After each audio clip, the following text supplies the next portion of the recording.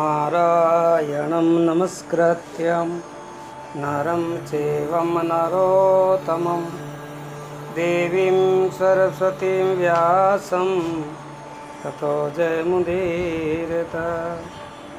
बोलिए सच्चिदानंद भगवान की जय हो। महाभारत का प्रसंग है।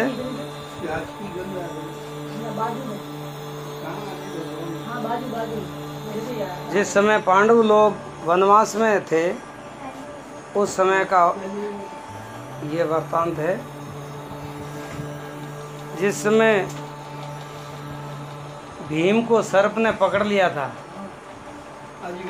अजगर ने, और भगवान युधिष्ठिर महाराज उनको छुड़ाने के लिए गए थे, तो सर्वदेव ने कहा था कि भाई हमारी बातों का आप उत्तर दोगे तो मैं भीम को छोड़ दूंगा, और उत्तर नहीं दोगे तो मैं भीम को खा जाऊंगा और तेरे को भी खा जाऊंगा। कल तेरे को खाऊंगा, आज भीम को खाऊंगा। जब वो युधिष्ठिर और सर्प के आपस में जो प्रश्न उत्तर चल रहा है, कुछ प्रसंग तो पहले चला गया है। आज युधिष्ठिर ने पूछा है, हे सर्प, मुझे मन और बुद्धि का ठीक ठीक लक्षण बताओ। अध्यात्म शास्त्र के विद्वानों को इनका जानना अत्यंत आवश्यक है। युधिष्ठिर ने पूछा सर्प को। पहले सर्प ने पूछे थे बातें, वो युधिष्ठिर ने सब जवाब दिए थे। अब युधिष्ठिर पूछ रहे हैं उस सर्प को कि सर्प कैसा विद्वान है। तो सर्प भी बड़ा विद्वान था। वैसे वो पूर्व जन्म का इनों ही दादा परदादा था। कोई श्राप के कारण अजगर बन गया था। वो सर्प बोला, है राजन, बुद्धि को आत्मा के आश्रित समझना चाहिए। बुद्धि को आत्मा के आश्रित समझना चाहिए।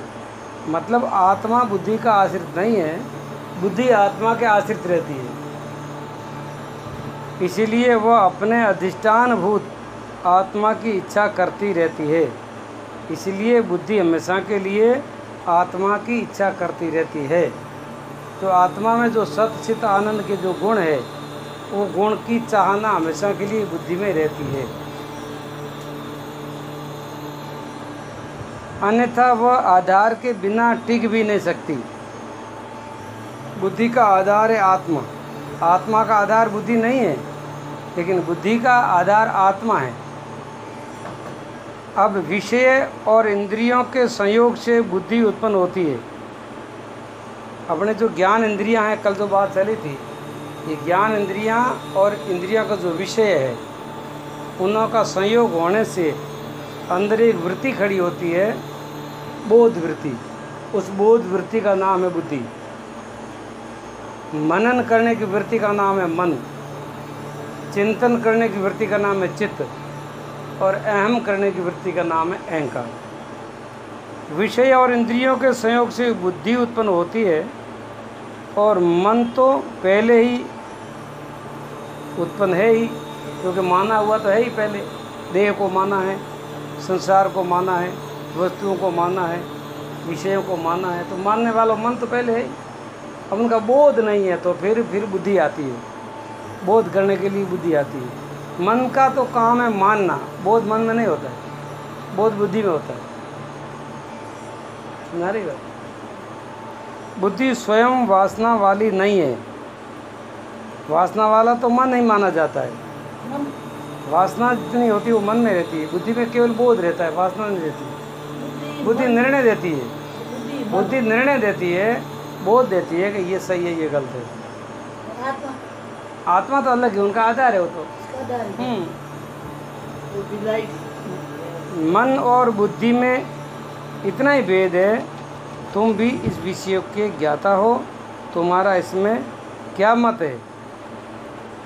अब वो सर्वराज कहता है, युधिष्ठिर महाराज आप भी बड़े विद्वान हो, जानकार हो, अब मेरे हिसाब से ये ठीक लग रहा है, तो इसमें कुछ और आपको अच्छा लगता आप कुछ बता दीजिए। तो युधिष्ठिर बोले, बुद्धिमानों में हे श्रेष्ठ, तुम्हारी बुद्धि बड़ी उत्तम है। तुम तो जो कुछ जानता है, तुम तो जो कुछ जानना है जान चुके हो, फिर मुझसे क्यों पूछते हो? तुम्हारी इस दुर्गति के विषय में मुझे बड़ा संदेह हो रहा है। तुमने बड़े बड़े अद्भुत कर्म किए हैं, स्वर्ग का निवास किया है और सर्वज्ञ तो तुम थे ही, भला तुम्हें ऐसे कैसे ये मोह हुआ और जो ब्राह्मणों का अपमान कर बैठे। इन्होंने ये पहले इनके पूर्वज थे और उन्होंने कोई विद्वान ब्राह्मणों का, संतों का अपमान किया था। हाँ, न्यूस राजा था, ये न्यूस राजा था और उन्होंने अहंकारवश संतों का अपमान किया था, तो उन्होंने श्राप दे दिया, जा अजगर बढ़ जाके, तो साफ बन गया। तो युधिष्ठिर महाराज के आप इतने विद्वान थे, इतने जानकार थे, तो फिर आपने ऐसा ये उनका संतों का अपमान क्यों किया। सर्प ने कहा, राजन, ये धन और संपत्ति बड़े बड़े बुद्धिमान और सूरवीर मनुष्यों को भी मोह में डाल देती है। अब वो सर्वदेव कहता है युधिष्ठिर को कि यह संसार की माया ऐसी है, अच्छे अच्छे सूरवीरों को, बुद्धिमानों को भी मोहित कर देती है। कोई धन के लोभ में फंस जाता है, कोई राज के मद में फंस जाता है, कोई सुंदरता के रूप में फंस जाता है, लेकिन उसके अंदर वो डूब जाता है, उनको ज्ञान नहीं रहता है। मेरा तो ये अनुभव है कि सुख और विलास का जीवन व्यतीत करने वाले सभी मनुष्य मोहित हो जाते हैं। जो इस संसार का सुख की जो चाहना करते हैं, विलासी जीवन जीना चाहते हैं, वो तो फंस ही जाएगी, और बिना चाहना जो कुछ मिलता है वो अलग बात है। आदमी चाहना करते फंसता है। यही कारण है कि मैं भी ऐश्वर्य के मोह से मदोन्मत्त हो गया था। हाँ, मदोन्मत्त हो गया था। इस मोह के कारण जब मेरा अधपतन हो गया, हाँ, अधः पतन हो गया, तब चेत हुआ कि अब मुझे सचेत कर रहा हूँ। अब तुम्हें मैं सचेत कर रहा हूँ। महाराज, आज तुमने मेरा बहुत बड़ा कार्य किया है। इस समय तुमसे वार्तालाप करने के कारण मेरा वह कष्ट दूर हो गया है और साफ निवृत्त हो गया है। अब मैं अपने पतन का इतिहास तुम्हें बताता हूँ। पूर्व काल में जब मैं स्वर्ग का राजा था, दिव्य विमान पर चढ़कर के आकाश में विचरता था, उस समय अहंकार के कारण मैं किसी को कुछ भी नहीं समझता था। हर आदमी का, जीव का पतन होता है अहंकार से। जो अहंकार करेगा उसका पतन होगा, वो तो गिरेगा ही।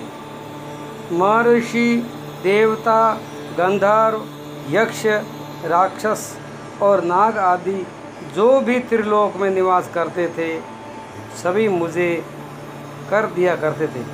इतना मैं बड़ा सम्राट राजा था, सारा टैक्स मेरे को देते थे। राजन, उस समय मेरी दृष्टि में इतनी शक्ति थी कि जिसकी ओर कोई आंख उठाकर देखता, उसी का तेज मैं छीन लेता था।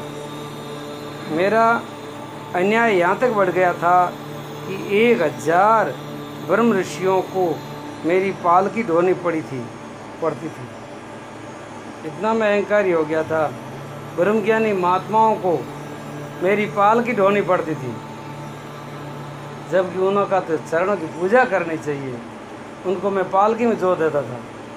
अहंकार का कोई हद है। वो दूसरा, वो राजा दूसरा। इसी अत्याचार ने मुझे राज्य लक्ष्मी से भ्रष्ट कर दिया। हे मुनिवर, अगस्त जब पालकी ढो रहे थे, मैंने उन्हें लात लगा दी। अगस्त मुनि बहुत ही बड़े विद्वान थे, पूरे समुद्र को एक चलो में पी गए थे।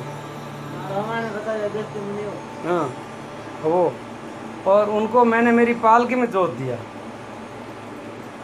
और मेरे को उनके ऊपर गुस्सा आ गया। पालकी में कोई थोड़ा हल्का लागू है तो मेरे को गुस्सा आया, तो मैं उनके लात मार दी। और तब वे क्रोध में भर करके बोले, अरे सर्प, तू नीचे गिर। उनके इतना कहते ही मेरे सभी राज चिन्ह लुप्त हो गए। मैं उस उत्तम विमान से नीचे गिर पड़ा और उस समय मुझे मालूम हुआ कि मैं सर्प होकर के नीचे मुंह किए गिर रहा हूँ। तब मैंने अगस्त मुनि से ये याचना की, भगवान, मैं परमादवश विवेक शून्य हो गया था, इसलिए ये घोर में अपराध हुआ है। आप क्षमा करके ऐसी कृपा करें जिससे इस शाप का अंत हो जाए। अब उनकी अकल ठिकाने आई, हाथ बढ़े उनका, अरे गलती हो गई। तो पहला गलती नहीं करता तो आदशा नहीं होती, कभी भी अहंकार नहीं करता। स्वर्गलोक का राजा था। हाँ जब उसको उनका पुत्र बैठा हो जी, तो उसने शची को अपनी पत्नी बनाना चाहा, इंद्र की पत्नी। लो इतना बदमाश। कि तू मेरे शयन कक्ष में आ। तो शची ने कहा कि ऋषि लोग तुम्हें पालकी में बिठा करके लाएंगे तो मैं आ जाऊंगी, तब मैं आऊंगी, नहीं तो नहीं आऊंगी। अच्छा, इसलिए वो आ रहा है। ऋषियों को पालकी में जोता उसने। फिर वो ऋषि, वो जो अगस्त ऋषि थे, वो नीचे देख कर चलते थे कोई पैर के नीचे कीड़ा न दब जाए, तो वो छलांग लगा दी, भरत जड़ भरत की तरह। तो उसके हाथ तो में वो पालकी उसके टकराती थी लकड़ी से, 2 लाख तो उसने लात मार का है कैसे टेढ़ा मेढ़ा चलता, सीधा चल। हाँ तब उनको बोल रहा है मेरा श्राप दिया। मुझे नीचे गिरते देख करके उनका हृदय व्यार्थ हो गया और वे बोले, राजन, धर्मराज युधिष्ठिर तुम्हें इस शाप से मुक्त करेंगे, और जब तुम्हारे इस अहंकार और घोर पाप का फल क्षीण हो जाएगा, उस समय तुम्हें फिर तुम्हारे पुण्य का फल प्राप्त होगा। तब मुझे उनकी तपस्या का महान बल देख करके बड़ा आश्चर्य हुआ। महाराज, लो ये है तुम्हारा भाई महाबली भीमसेन। मैंने इनकी हिंसा नहीं की है, तुम्हारा कल्याण हो। अब मुझे विदा दो, मैं पुनः स्वर्गलोक जाऊंगा। ये कह करके राजा नहुष ने अजगर का शरीर त्याग दिया और दिव्य देह धारण करके पुनः स्वर्ग में चले गए। धर्मात्मा युधिष्ठिर भी अपने भाई भीम और अपने कुल गुरु धौम्य मुनि को साथ में लेकर के आश्रम पर लौट आए। यहाँ एकत्रित हुए ब्राह्मणों ने युधिष्ठिर ने ये सारी कथा सुनाई और सबके मन में बड़ी प्रसन्नता का भाव आया।